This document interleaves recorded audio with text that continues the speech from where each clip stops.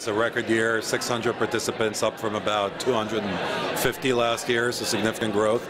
And we even had to cap the participation because many more wanted to join. And it's not very surprising to us. Video is growing gangbusters around the world, and video at Kaltura is growing, and the company is growing, so we knew there's a lot of interest. Before I talk about what's exciting or what I found to be interesting in this year's Connect, I think the general thing that's interesting and for the folks here quite inspiring is the fact that there's so much synergy happening across the different areas where video is being used. So when you're looking at media companies, corporations at large, educational institutions, they're all using video for different purposes, yet all of them need to attack the same type of questions, and that is, how do you achieve distribution? How do you promote engagement? How do you cause certain action? And how do you use analytics in order to measure that result? In all these different things, you could see people from Disney and from Sesame Street listening very hard to what the people at Harvard and Yale had to say, and all of them kind of sitting at the presentation of Oracle saying, I could get that too.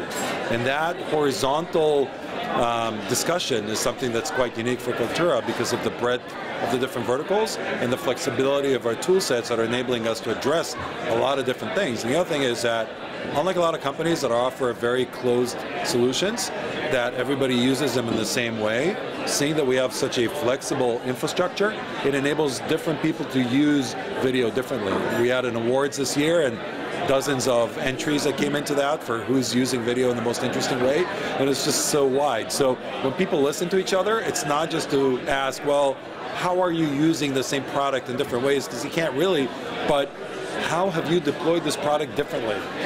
What type of integrations with third-party products, what type of workflows you've done to actually address your needs, and then they can take away and say, you know what, we should be doing this too. So what thrills me is to hear that people say the connections, not just between us and the Kaltura folks, not just between us and the product, but the connections between us and our fellow peers within our industry and beyond has left us with a lot of insights about how we can do things better. That excites me. Now, particularly, per your question, what I think were the underlying trends that were interesting in the conversations. And I'm happy to say that they feel as if they're aligned with some of the roadmap decisions that we have for next year.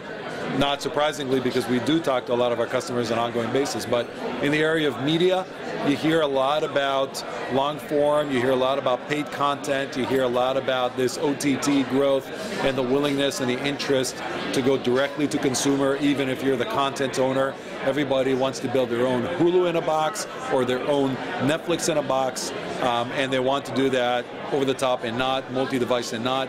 So what it has historically been more short form is now becoming long. What historically had been more kind of here and there ad side now is becoming more transactional. And what had been, using your own video portal and putting some videos on it is now becoming, no, we want a full-blown destination site that feels like a Netflix, that feels like a Hulu. And we want to, in many cases, undercut the middleman. So we, as a content owner, feel comfortable going all the way and providing that. Sesame Street feel comfortable, go ahead and do that. They don't need just to work with with an MVPD or with any other distributor or any other syndicator. They want to go ahead and do that. So that's a big conversation on the media and telco side. On the education side, we're hearing a lot of discussion about how do you get the content. It's not just about how do you publish it and how do you engage people to actually see it, but where does the content come from?